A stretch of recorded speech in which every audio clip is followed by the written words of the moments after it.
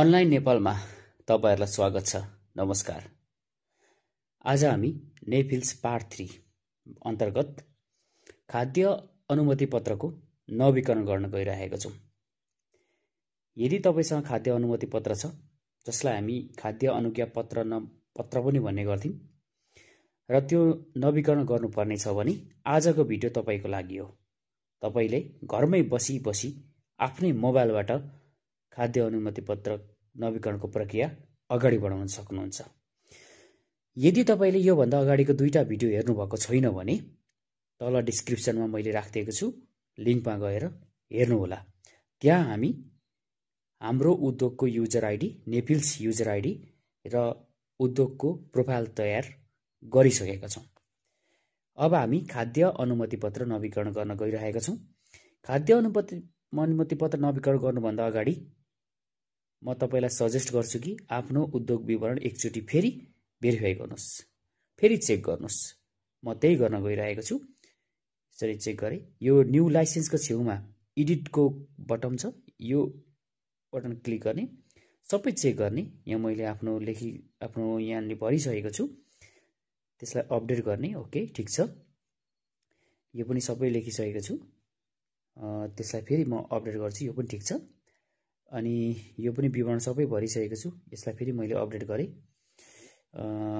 उद्योग प्रोप्राइटरको यो यहाँ एउटा छुटेको रहेछ, सेम एज स्थायी त्यही थियो, यो पनि अपडेट गरे।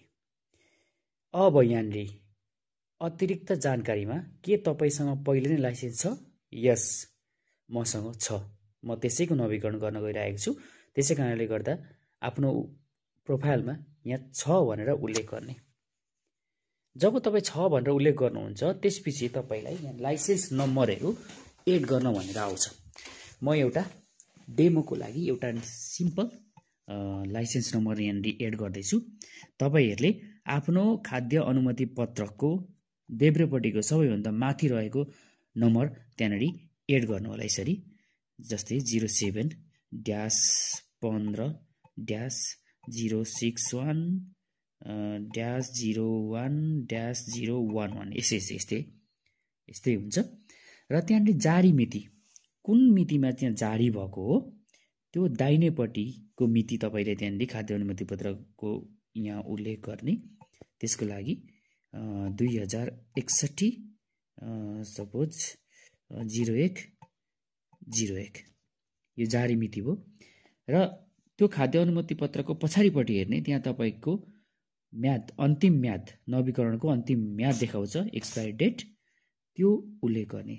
सपोज 2082, म आजकै मिति हाल्दैछु, 0906 यो म्याद यस्तो रहेको छ।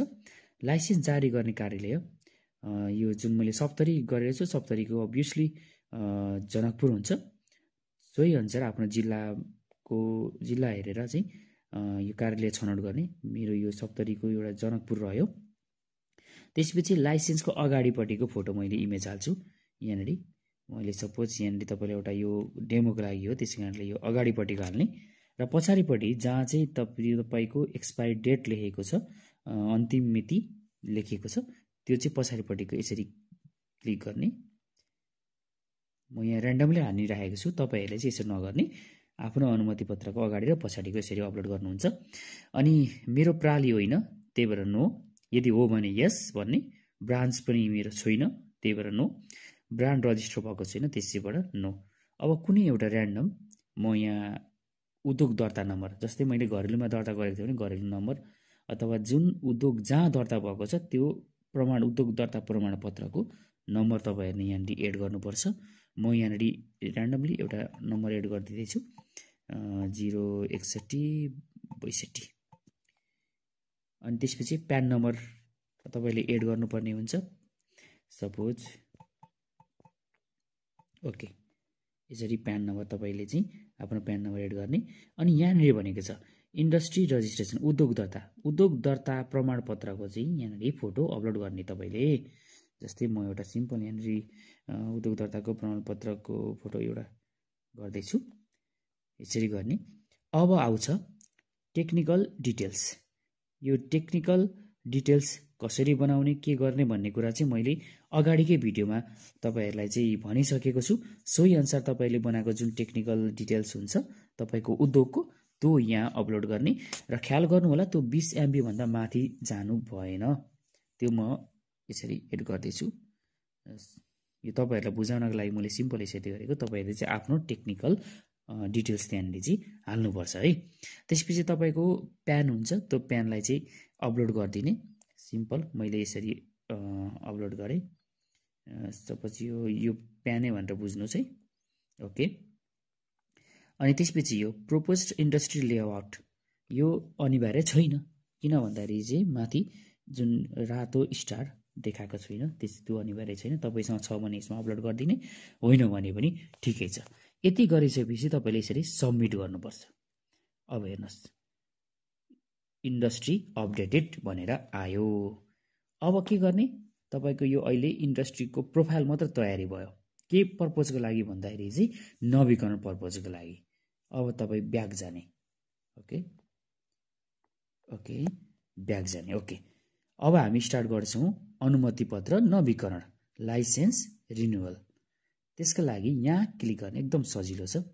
क्लिक गरिसकेपछि एप्लाई फर लाइसेन्स रिन्युअलमा क्लिक गर्ने यसरी। अब तपाईले यहाँ जे सोध्छ त्यही अनुसार तपाईले यहाँनेरि अपलोड गर्दै जाने, लेख्दै जाने है त। नवीकरणको लागि उद्योग कुन उद्योग मैले अघि राम चामल उद्योगको विवरण बनाएको छु त्यही अटोमेटिक आउँछ। अनि के उद्योग विवरण कुनै परिवर्तन छ यो भन्न खोजेको चाहिँ तपाईले खाद्य अनुमति पत्र लिँदाखेरिको अवस्थामा जे थियो पछि चाहिँ के चेन्ज गर्नुभयो, केही थप गर्नुभयो, नयाँ प्लान्ट बसाउनु भयो, यस्ता अनेक कुराहरू छन् भने त्यसमा चाहिँ तपाईले के गर्ने भन्दाखेरि यस भनेर भन्ने नत्र नो। मेरो खासै केही चेन्ज भएको छैन, म चामल उत्पादन गर्थे त्यसै कारणले गर्दा म यसलाई नो भनेर उल्लेख गरेँ। नो भनिसकेपछि यहाँ खासै केही गर्नु परेन। एकैचोटि तल आउँछु म। तल आइसकेपछि कहाँ आउँछु त भन्दाखेरि मेरो नागरिकता यहाँ जुन राम नेपाल एउटा डमी एउटा व्यक्तिको नाम मैले बनाएको छु उसको नागरिकताको फोटोकपी अगाडि र पछाडिको दुईटैको फोटोकपी यहाँले अलरेडी आयो। यसरी आइसकेपछि सबै आइसक्यो है। अब हामी नेक्स्ट गर्ने। ओके अब डकुमेन्ट्स यहाँ डकुमेन्ट्सहरु के हाल्नु भन्छ त्यो अलरेडी छ। इन्डस्ट्री रजिस्ट्रेसन अघि जुन विवरण हामीले हालेका थियौं त्यो अलरेडी यहाँ आइसक्यो। प्यानको आइसक्यो, टेक्निकल डिटेल्सको आइसक्यो, सम्पूर्ण डिटेल आइसक्यो। तपाईले यहाँले केही गर्नु परेन, डाइरेक्ट नेक्स्ट गर्दै भयो। अब रेस्पोन्सिबल पर्सन जिम्मेवार व्यक्ति चाहिँ को हो त यो एकदमै इम्पोर्टेन्ट छ है। तपाईले जिम्मेवार व्यक्ति कसैलाई तोक्नु भएको छ अथवा तपाई आफै हुनुहुन्छ उसको चाहिँ डिटेल एकदमै राम्रोसँग तपाईले यहाँले हाल्नुपर्छ। अब रेस्पोन्सिबल पर्सन म आफै हो। के सञ्चालक हुन्? यस। त्यसपछि नाम के हो? राम नेपाल। ऊ आफै हो। अनि त्यसपछि उसको फोन नम्बर एउटा जिमेल भयो। ऊ को हो त भन्दाखेरि चाहिँ यहाँ उसको डेजिग्नेसन भनेको चाहिँ प्रोप्राइटर। नेपालीमा म चाहिँ के भन्छु यसलाई भन्दाखेरि चाहिँ उद्योगपति अथवा प्रोप्राइटर। ओके नागरिकता नम्बर पनि अलरेडी आयो। उसको पर्मानेन्ट एड्रेस कहाँ हो त्यो तपाईले डिटेल हाल्नुपर्छ।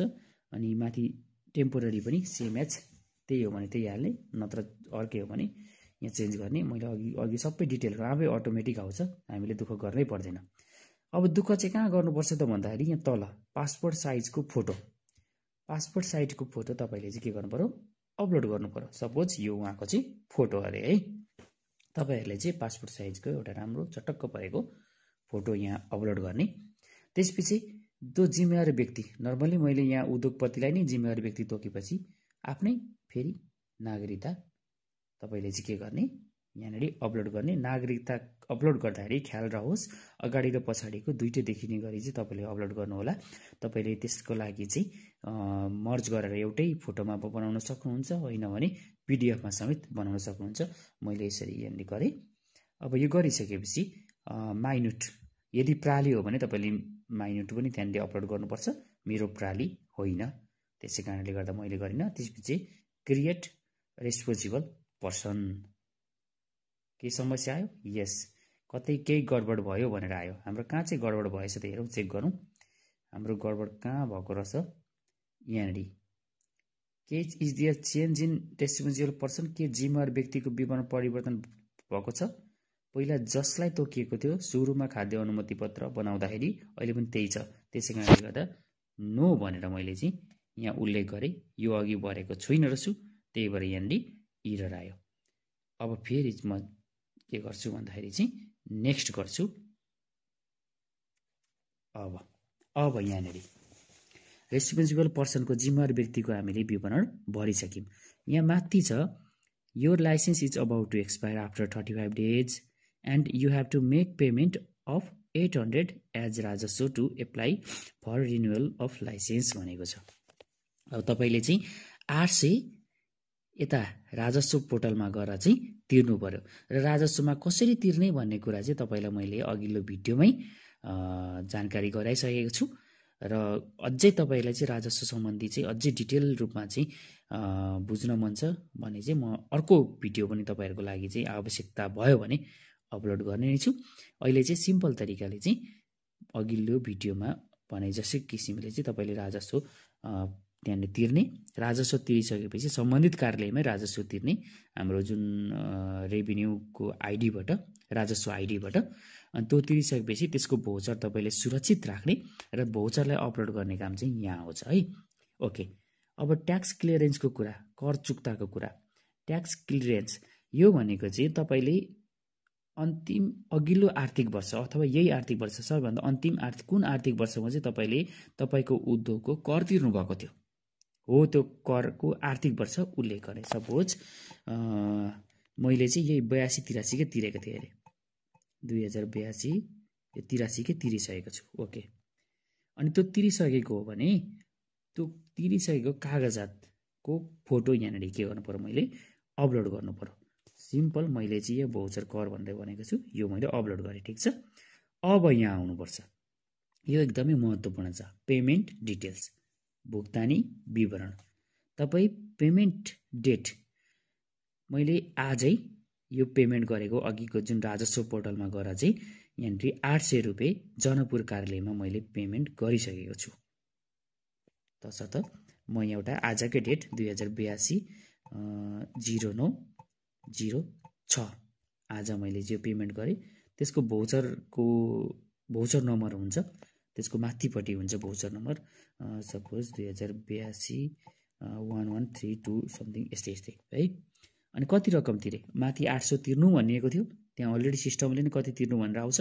मैले फेरि के तिरेँ, 800 तिरेँ। ओके, अनि त्यसपछि प्रमाण चाहिँ के छ त, जुन तिरिसकेपछि भोचर तिरेको भोचर भनेर आउँछ, त्यो यहाँनिर तपाईँले अपलोड गर्ने। मैले सिम्पल यहाँनिर भोचर यहाँनिर अपलोड गरेँ है। त्यसपछि अब के गर्ने, नेक्स्ट गरिसकेपछि हाम्रो यहाँ अन्तिम पार्टमा हामी लगभग आइसकेको छौँ। हामीले industry details, documents, responsible person, payment detail नवीकरणको लागि सबै भरिसक्यौँ सजिलैसँगले। अब हाम्रो कुरा हो चाहिँ यहाँनिर प्याकेजिङ साइज वा लेभलमा कुनै अपडेट छ। यदि तपाईँले चाहिँ प्याकेजिङ साइज सुरुमा अनुमति पत्र लिँदाको अवस्थामा यति साइजको गर्छु भनेर भन्नुभएको थियो, तर पछि आएर चाहिँ चेन्ज गर्नु लाग्नु भएको छ भने, अथवा चेन्ज गर्नुभएको छ भने तपाईँले यहाँनिर इज देयर एनी अपडेट भन्दा यस भन्नु पर्यो। यदि जस्ताको तस्तै छ भने नो भन्ने, मेरो खासै केही चेन्ज भएको छैन, त्यही भएर मैले नो भने है। नो भनिसकेपछि त्यसपछि अब एड प्रोडक्टमा जानुपर्छ हामीले। यहाँनिर एड प्रोडक्टमा गएर चाहिँ मेरो त के उत्पादन गर्ने मेरो उद्योगबाट भन्दाखेरि चाहिँ चामल मात्र हो। चामल मात्र भनेको चामलको कोड भनेको चाहिँ यता आउँछ यहाँनिर सिरियल्समा 07 है। अब प्रोडक्ट के हो, चामल अङ्ग्रेजीमा राइस भनिन्छ, त्यसै गरी नेपालीमा चामल। यसरी लेखिसकेपछि मैले प्याकेजिङ साइज पहिलेदेखि 25 केजीको उत्पादन गरिरहेका थिएँ, 25 केजीको चामल, सो 25 केजी है त। त्यसपछि एड प्रोडक्ट भन्ने यो क्लिक गर्ने।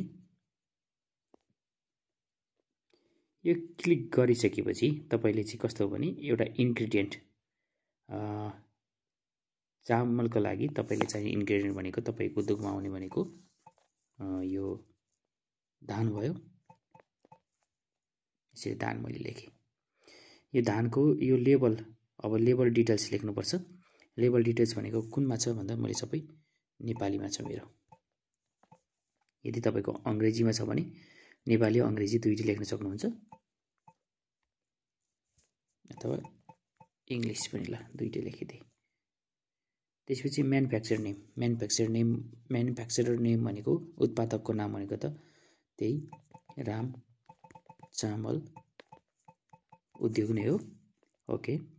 त्यसपछि उत्पादकको ठेगाना, जस्तै महादेवा 2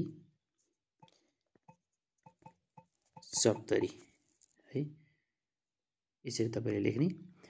त्यसमा चाहिँ वेट उल्लेख छ, यस वेट उल्लेख छ। यसको मूल्य पनि त्यहाँ मैले उल्लेख गरेको छु, ब्याच नम्बर पनि उल्लेख गरेको छु, अनि म्यानुफ्याक्चर मिति, उत्पादन मिति पनि मैले उल्लेख गरेको छु, एक्सपायर डेट पनि उल्लेख गरेको छु, जहाँ गरेको छु त्यसमा छ भन्ने, अनि इन्ग्रेडियन्ट के मिसाउँछु भनेर त्यो पनि उल्लेख गरेको छ। अनि पोषणयुक्त इन्फर्मेसन जुन न्युट्रिसनल इन्फर्मेसन भन्छ त्यो मैले उल्लेख गरेको छुइनँ, त्यही भएर नो गरिदिने। नो गरेपछि त्यहाँ लेबल हामीले अपलोड गर्नुपर्छ। लेबल सपोज तपाईँको जुन लेबल छ त्यो लेबललाई राम्रो फोटो खिचेर त्यहाँनिर अपलोड गर्ने। मैले एउटा तपाईँहरूलाई सिकाउनको लागि यो मैले एउटा लेबल एड गरेँ।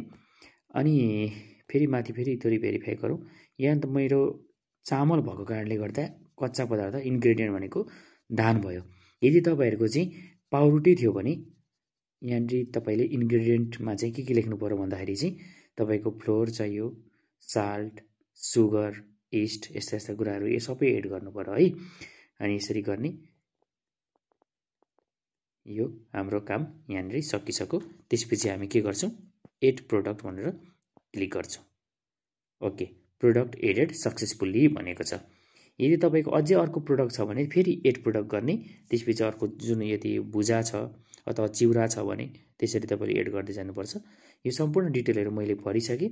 अब मेरो एउटा क्लिक, यो license is about to expire अघि पनि यही आएको थियो, एउटा क्लिकमा तपाईँको खाद्य अनुमति पत्र नवीकरणको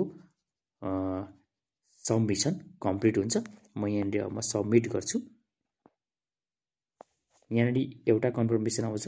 यदि तपाईँले एकचोटि सबमिट गरिसकेपछि फेरि चेन्ज गर्न मिल्दैन, त्यसै कारणले गर्दाखेरि चाहिँ यो चेन्ज गर्नु भनेर आउँछ। यस, मैले धेरैचोटि क्रस भेरिफाई गरिसकेको छु, तसर्थ सबमिट भनेर सबमिट गरिसकेपछि मेरो सिफारिस आवेदन लाइसेन्स रिन्युअल एप्लिकेसन चाहिँ के भयो भन्दाखेरि चाहिँ सबमिट भयो। यसरी तपाईँहरूले चाहिँ आफ्नो उद्योगको खाद्य अनुज्ञा पत्र, जुन चाहिँ अहिले खाद्य अनुमति पत्र भएको छ, त्यसको नवीकरण गर्न सक्नुहुन्छ। हस्त, धन्यवाद।